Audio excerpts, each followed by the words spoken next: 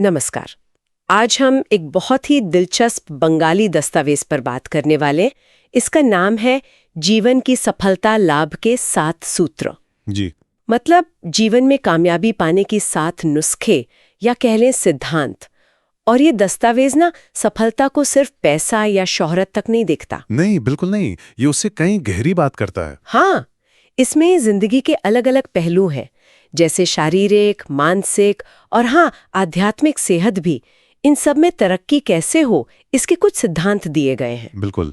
तो आज हमारी कोशिश यही रहेगी कि इन सिद्धांतों को थोड़ा समझें, उनकी तह तक जाएं, देखें कि इनके पीछे सोच क्या है और आज की जिंदगी में ये कितने काम के हैं। जी बिल्कुल, चलिए शुरू करते हैं। तो आइए इस दस्तावेज को गहराई से देखते हैं। देखिए, ये स्रोत शुरू में ही एक बात साफ कर देता है कि असली कामयाबी जो है वो किसी एक दायरे में बंधी हुई नहीं है। अच्छा। हाँ, इसमें 3 चीजें हैं। शारीरिक मतलब हमारा शरीर, हमारी सेहत। फिर मानसिक यानी हमारी सोच, हमारी भावनाएं, मन का सुकून। और तीसरा आध्यात्मिक। आध्यात्मिक मतलब हमारा अंदरूनी जुड़ाव, शायद अपनी आत्मा से या किसी बड़ी शक्ति से। हाँ, और स्रोत कहता है कि ये तीनों पहलू ना एक दूसरे से जुड़े हुए हैं, बहुत गहरे से। जैसे मान लीजिए सेहत ठीक नहीं है तो मन भी परेशान रहता है ना? हाँ बिल्कुल। और अगर मन ही शांत नहीं है तो फिर वो आध्यात्मिक रास्ते पे चलना भी मुश्किल हो जाता है। सही बात है। तो सच्ची सफलता तभी है जब इन तीनों में एक तालमेल हो, एक बैलेंस बना रहे। मतलब संतुलित विकास। हाँ बिल्कुल, संतुलित विकास। स्रोत कहता है कि सिर्फ दुनिया में कुछ पा लेना या सिर्फ मन को साध लेना या सिर्फ पूजा पाठ करना, इनमें से कोई भी अकेला पूरी सफलता नहीं है। अच्छा। इन तीनों का सामंजस्य, इनका संतुलन, इसी पर स्रोत का बहुत जोर है। ये तो वाकई एक अलग नजरिया है, क्योंकि हम तो अक्सर सफलता को बाहरी चीजों से ही नापते हैं। कितना पैसा, कितना बड़ा घर, कौन सी गाड़ी। जी। लेकिन ये स्रोत कह रहा है कि अंदर का संतुलन, सेहत, वो भी उतनी ही जरूरी है। तो इस संतुलित सफलता की तरफ पहला कदम क्या है फिर? पहला सिद्धांत कौन सा है? स्रोत जो सबसे पहला और सबसे अहम सिद्धांत बताता है वो है श्रद्धा। श्रद्धा। हाँ, श्रद्धा। इसे कामयाबी की सीढ़ी का पहला पायदान कहा गया है। श्रद्धा, ये शब्द सुनते ही मन में थोड़ा पूजा पाठ, किसी धर्म में विश्वास, ऐसी बातें आती हैं। क्या यहाँ इसका मतलब वही है या कुछ और है? देखिए, यहाँ श्रद्धा का मतलब सिर्फ आंख बंद करके मान लेना नहीं है। ये थोड़ा ज्यादा गहरा है। कैसे? दिलचस्प बात यह है कि स्रोत श्रद्धा को जोड़ता है सत्य से, यानी सच से। अच्छा। और फिर सत्य को जोड़ता है ब्रह्म से, मतलब परम सत्य या कह लीजिए परम सत्ता से। इसे समझाने के लिए स्रोत एक पेड़ का उदाहरण देता है। बड़ा अच्छा उदाहरण है। पेड़ का? हाँ, सोचिए, श्रद्धा जो है वो उस पेड़ की जड़ है। जड़, ठीक है। सत्य उसका तना है। और ब्रह्म वो आखिरी मंजिल है, वो आसमान जिसके नीचे पेड़ खड़ा है या जहां तक वो पहुंचना चाहता है। वाह। तो जड़, तना और मंजिल। बिल्कुल। जैसे जड़ें पेड़ को जमीन में टिकाए रखती हैं, उसे पोषण देती हैं, वैसे ही सच्ची श्रद्धा इंसान को सत्य के रास्ते पर टिकाए रखती है। अच्छा। ये वो अंदर का यकीन है जो हमें सच को देखने, उसे समझने और उसे जीने की हिम्मत देता है। ये कोई कच्चा विश्वास नहीं है, ये एक पक्का गहरा भरोसा है। किस पर? अपने आप पर या ईश्वर पर? हो सकता है अपने आप पे हो या किसी ऊंची शक्ति पर या जीवन के किसी नियम पर, लेकिन ये गहरा भरोसा है। तो आप कह रहे हैं कि ये श्रद्धा एक तरह का अंदरूनी इंजन है जो हमें सिर्फ मानने पर नहीं बल्कि सच की खोज की तरफ धकेलता है। बिल्कुल, बिल्कुल सही समझा आपने। यही अंदरूनी यकीन जब पक्का होता है तो इंसान सच बोलने से, सच सुनने से, सच के साथ खड़े होने से डरता नहीं। और स्रोत के मुताबिक यही सत्य का रास्ता आगे जाकर उसे परम सत्य यानी ब्रह्म से जुड़ता है। ईश्वर तक पहुंचने का यह पहला कदम है। तो बिना श्रद्धा के सत्य नहीं और बिना सत्य के ब्रह्म नहीं। स्रोत तो यही कहता है, साफ कहता है कि बिना श्रद्धा के सत्य तक पहुंचना नामुमकिन है और बिना सत्य के ब्रह्म का अनुभव नहीं हो सकता। तो ये सिर्फ एक भावना नहीं है, ये एक एक्टिव फोर्स है, एक शक्ति है। ये तो सचमुच बहुत गहरा विचार है कि सफलता की शुरुआत किसी बाहरी काम से नहीं बल्कि एक अंदरूनी भरोसे से होती है। लेकिन एक सवाल आता है मन में। पूछिए। कई बार लोग श्रद्धा और अंधविश्वास में फर्क नहीं कर पाते। क्या ये स्रोत कुछ बताता है कि ये श्रद्धा अंधी न हो? मतलब विवेक के साथ हो। देखिए, स्रोत सीधे सीधे अंधविश्वास शब्द का इस्तेमाल तो नहीं करता, लेकिन जिस तरह वो श्रद्धा को सत्य से जोड़ रहा है ना, हाँ, उससे ये इशारा मिलता है कि ये विवेकहीन आस्था नहीं है। सत्य की कसौटी पर खरा उतरना जरूरी है। अगर कोई विश्वास हमें सच से दूर ले जा रहा है तो वो शायद सच्ची श्रद्धा नहीं है। अच्छा। सच्ची श्रद्धा तो हमें ज्यादा जागरूक बनाती है, ज्यादा सत्य पर चलने वाला बनाती है, ना कि आंखें बंद करने वाला। ये हमें सवाल पूछने और जवाब खोजने के लिए प्रेरित करती है, सिर्फ मान लेने के लिए नहीं। ठीक है, ये स्पष्टीकरण जरूरी था। तो पहला सिद्धांत हुआ श्रद्धा जो सत्य की ओर ले जाए। अब मान लीजिए किसी में ये श्रद्धा है, वो सत्य के रास्ते पर चलना चाहता है। इसके बाद क्या? जिंदगी में तो बहुत उतार चढ़ाव आते हैं, कई तरह के खिंचाव होते हैं। अगला सिद्धांत शायद इसी से जुड़ा होगा। आप बिल्कुल सही दिशा में सोच रही हैं। श्रद्धा के बाद जो दूसरा अहम सिद्धांत स्रोत बताता है वो है समता बनाए रखना। समता? हाँ, समता। इसका मतलब है संतुलन, एक तरह का ठहराव। समता, संतुलन, ये शब्द सुनने में तो बहुत अच्छा लगता है, पर मतलब क्या है इसका यहाँ? क्या ये है कि ज्यादा खुश या ज्यादा दुखी ना हो, इमोशनल बैलेंस, या कुछ और? इमोशनल बैलेंस इसका एक हिस्सा जरूर है, पर स्रोत समता को और बड़े लेवल पर देखता है। अच्छा, कैसे? इसका मुख्य मतलब है सांसारिक यानी जागतिक और आध्यात्मिक यानी परमार्थिक, इन तीनों जिम्मेदारियों और इच्छाओं के बीच संतुलन साधना। सांसारिक और आध्यात्मिक? हाँ, देखिए, हम सब दुनिया में रहते हैं, हमारी जरूरतें हैं, परिवार है, समाज है, काम है, ये सब सांसारिक चीजें हैं जी। दूसरी तरफ हमारे अंदर एक गहरी तलाश भी होती है, शांति की, अपने होने के मतलब की, शायद ईश्वर की। ये आध्यात्मिक पहलू है। समता का मतलब है इन दोनों के बीच एक पुल बनाना, एक तालमेल बिठाना। ओके। स्रोत यहाँ ईश्वर के लिए परम पुरुष शब्द इस्तेमाल करता है और एक बड़ी दिलचस्प व्याख्या देता है। क्या? सुप्रीम जनरेटर जी, ऑपरेटर ओ और डिस्ट्रॉयर डी, यानी गॉड। अच्छा। GOD। हाँ। ये दिखाता है कि सृष्टि की रचना, उसका चलना, उसका अंत, ये सब एक ही शक्ति के हाथ में है और इन सब में एक संतुलन है। परम पुरुष सिर्फ बनाते या सिर्फ मिटाते नहीं, वो एक व्यवस्था बनाए रखते हैं। तो स्रोत कहता है कि जैसे ब्रह्मांड में संतुलन है, वैसे ही इंसान को भी अपनी जिंदगी में ये संतुलन लाना होगा। कहाँ? अपने कामों में, अपनी इच्छाओं में, अपनी सोच में, अपनी दुनियादारी और अपनी आध्यात्मिकता में, हर जगह। यानी ना तो दुनिया में ऐसे खो जाना कि अपनी अंदर की आवाज ही ना सुने, बिल्कुल, और न ही दुनिया छोड़कर ऐसे भाग जाना कि अपनी जिम्मेदारियां ही भूल जाएं। ये है समता। एकदम सही। यही है, न भोग में लिप्त होना है, न जरूरी चीजों से मुंह मोड़ना है, न पूरी तरह दुनियादार, न पूरी तरह वैरागी, बीच का रास्ता। सुनने में तो ये सिद्धांत बहुत अच्छा लग रहा है, पर आज की जो भागदौड़ वाली जिंदगी है उसमें ये मुमकिन कैसे है? एक तरफ करियर का प्रेशर, घर की जिम्मेदारियां, सोशल लाइफ, दूसरी तरफ मन की शांति की तलाश, थोड़ा वक्त अपने लिए निकालने की इच्छा।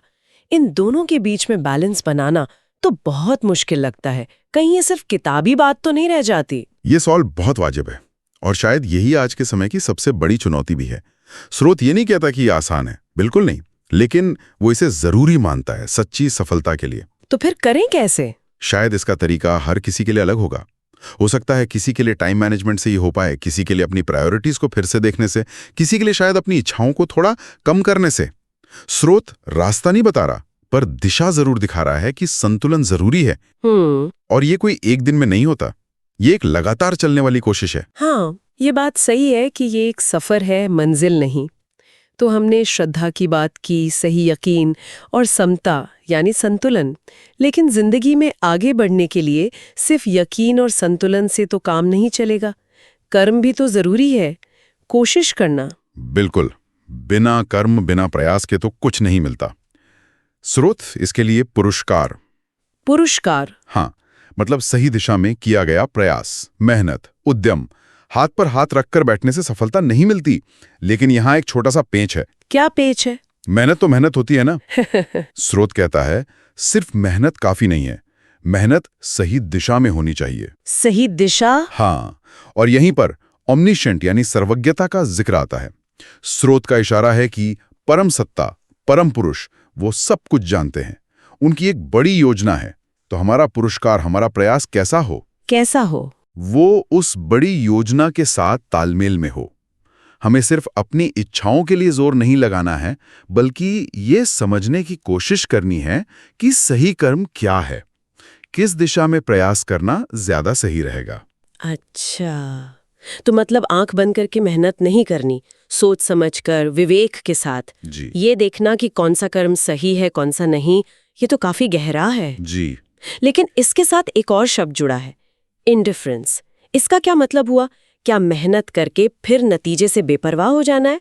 ये थोड़ा अजीब नहीं लगता? अगर नतीजे की परवाह ही नहीं होगी तो कोई मेहनत क्यों करेगा भला? हाँ, ये इंडिफरेंस शब्द थोड़ा कंफ्यूजिंग लग सकता है। अंग्रेजी में इसका मतलब उदासीनता या बेपरवाह होता है। हाँ।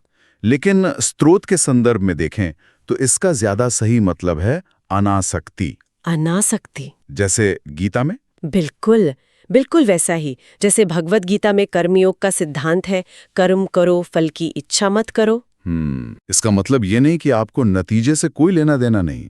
मतलब ये है कि आप अपना काम पूरी लगन से करें, पूरी ईमानदारी से, सही दिशा में करें, वो हुआ पुरस्कार। लेकिन उसके बाद जो नतीजा आए उसे स्वीकार करने के लिए तैयार रहें। अच्छा। सफलता मिले तो बहुत ज्यादा अहंकार ना हो, असफलता मिले तो दुख में डूब ना जाएं। मन की शांति, वो समता बनी रहे। तो ये अनासक्ति हमें चिंता और तनाव से बचाती है। हाँ, और जब चिंता कम होती है तो हम अपना काम और बेहतर तरीके से कर पाते हैं। समझ गई। तो ये हुआ सही दिशा में पूरी कोशिश, पुरस्कार और नतीजे के प्रति मन का संभाव, अनासक्ति। और इसी संतुलन के सिद्धांत को शायद रोजमर्रा की जिंदगी पर भी लागू करने की बात है। आपने आहार विहार का जिक्र किया था। हाँ बिल्कुल, श्रुत व्यवहार में संतुलन पर भी काफी जोर देता है, खासकर आहार विहार में। खान पान और लाइफस्टाइल। जे हमारा खान पान और हमारी जीवन शैली, यहाँ भी वही समता का सिद्धांत लागू होता है। न तो बहुत ज्यादा भोग विलास में डूबना है, न ही शरीर को जरूरत से ज्यादा कष्ट देना है। जैसे बहुत ज्यादा खाना या बिल्कुल कम खाना, बहुत ज्यादा सोना या नींद पूरी ही ना करना। स्रोत कहता है कि इन दोनों तरह की अति, एक्सट्रीमिज्म, इससे बचना चाहिए। जीवन संतुलित होना चाहिए, बैलेंस्ड। शरीर एक साधन है, चाहे दुनिया के काम करने हो या आध्यात्मिक साधना करनी हो। इसे स्वस्थ रखना, संतुलित रखना जरूरी है। इसे न तो भोग का अड्डा बनाना है, न ही इसे बेवजह सताना है।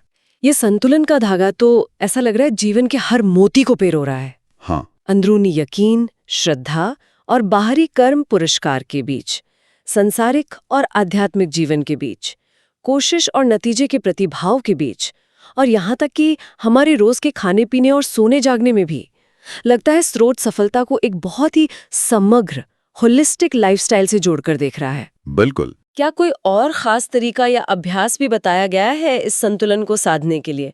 स्रोत में एक और शब्द आता है, उपवास। जी, उपवास। अब उपवास को तो हम अक्सर धर्म से जोड़ते हैं, या आजकल तो हेल्थ और वेट लॉस से भी जोड़ते हैं।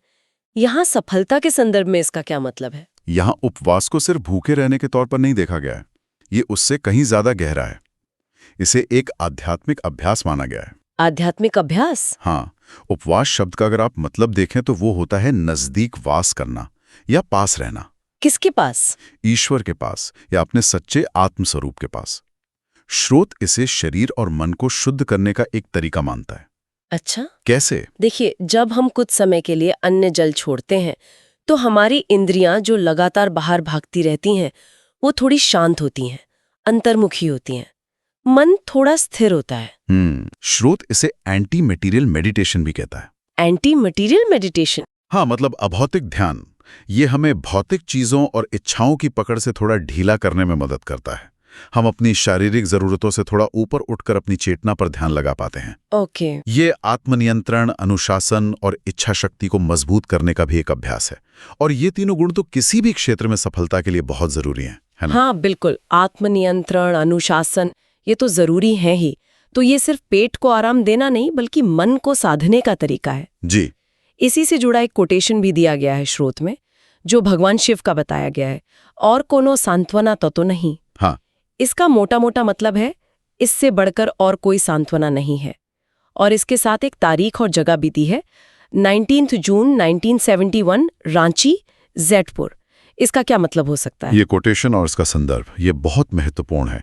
स्रोत के अनुसार ये शिव के शब्द उस गहरी शांति और सुकून की ओर इशारा करते हैं जो आध्यात्मिक अभ्यासों से मिलती है, जैसे कि उपवास या ध्यान। अच्छा। ये कह रहा है कि दुनिया की कोई भी चीज, कोई भी भौतिक सुख, कोई भी उपलब्धि वो सच्ची और गहरी तसल्ली या सांत्वना नहीं दे सकती जो हमें अपने अंदर झांकने से मिलती है, अपनी आत्मा के करीब जाने से मिलती है। मतलब असली संतोष बाहर नहीं, भीतर है। बिल्कुल, ये दिखाता है कि असली संतोष अंदर है, बाहर नहीं। और ये तारीख और जगह 19 जून 1971 रांची। ये शायद इस बात को एक तरह से प्रामाणिकता देते हैं। ये बताते हैं कि ये बात कब और कहाँ कही या लिखी गई थी। ये उस ज्ञान के स्रोत और उसके समय को इंगित करता है। और ये दिखाता है कि उपवास जैसे अभ्यास से जो आंतरिक शांति मिलती है वही शायद सबसे बड़ा इनाम है, सबसे बड़ी सफलता का एक रूप है। वाह, मतलब उपवास सिर्फ शरीर को ही डिटॉक्स करना नहीं, बल्कि मन और आत्मा को रिचार्ज करने जैसा है। और उससे मिलने वाली शांति किसी भी बाहरी इनाम से बड़ी है। ये तो सफलता की परिभाषा को ही बदल देता है एक तरह से। जी बिल्कुल। तो अगर हम आज की चर्चा को समेटें तो इस बंगाली दस्तावेज जीवन की सफलता लाभ के 7 सूत्र के अंशों से हमने सफलता के कुछ बड़े ही दिलचस्प और गहरे सूत्र समझे हैं। जी। पहला, श्रद्धा, वो सच्चा और विवेक वाला यकीन जो हमें सत्य की ओर ले जाता है। हाँ। दूसरा, समता, जिंदगी के सांसारिक और आध्यात्मिक पहलुओं के बीच का जरूरी संतुलन। संतुलन, बिल्कुल। तीसरा, पुरुषकार और अनासक्ति, यानी सही दिशा में पूरी कोशिश करना लेकिन नतीजे की चिंता से मुक्त रहना। और साथ ही अपने खान पान और रहन सहन में भी संतुलन रखना। जी, आहार विहार में संतुलन। और चौथा, उपवास जैसे आध्यात्मिक अभ्यास जो सिर्फ शारीरिक शुद्धि नहीं बल्कि मन को शांत करने और सच्ची आंतरिक सांत्वना पाने का जरिया है। बिल्कुल। और ये सारे सिद्धांत मिलकर एक ही तस्वीर बनाते हैं, वो ये कि सच्ची सफलता कोई बाहरी तमगा या उपलब्धि नहीं है। तो फिर क्या है? ये एक अंदरूनी अवस्था है, एक ऐसी स्टेट ऑफ बीइंग जिसमें हमारा शरीर, मन और आत्मा तीनों स्वस्थ हों, संतुलित हों और एक साथ आगे बढ़ रहे हों। एक समग्र नजरिया, होलिस्टिक। हाँ बिल्कुल, होलिस्टिक नजरिया है जो सिर्फ पाने पर जोर नहीं देता बल्कि होने पर जोर देता है। स्रोत का निचोड़ यही है कि इन सिद्धांतों को अपनी जिंदगी में उतारकर ही इंसान असली और टिकाऊ कामयाबी हासिल कर सकता है। वाकई ये सिद्धांत हमें सफलता के बारे में हमारी जो बनी बनाई सोच है उससे हटकर देखने पर मजबूर करते हैं। ये सिर्फ ये नहीं बताते कि क्या पाना है, बल्कि इस पर ज्यादा रोशनी डालते हैं कि कैसे जीना है। और यहीं से एक जरूरी सवाल उठता है जिस पर शायद हम सबको सोचना चाहिए।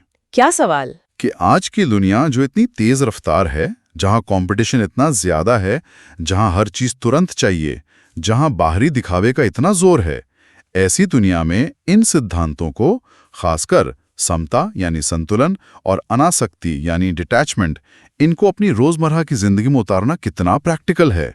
हाँ, ये तो बहुत बड़ा सवाल है। क्या अपनी जिम्मेदारियों को निभाते हुए, अपने करियर में आगे बढ़ते हुए हम वाकई सांसारिक और आध्यात्मिक चीजों में संतुलन ला सकते हैं? क्या नतीजे की चिंता किए बिना पूरी लगन से काम करना, क्या ये संभव है? कहीं ये सिद्धांत हमें दुनिया से काट तो नहीं देंगे, या फिर इन्हें अपनाने के नए, आज के जमाने के लायक तरीके खोजने होंगे? ये वो सवाल है जिनका जवाब शायद हमें अपने अंदर ही खोजना होगा, अपनी जिंदगी के अनुभवों से सीखना होगा। बिल्कुल, ये वाकई में आगे सोचने और अमल करने वाली बात है।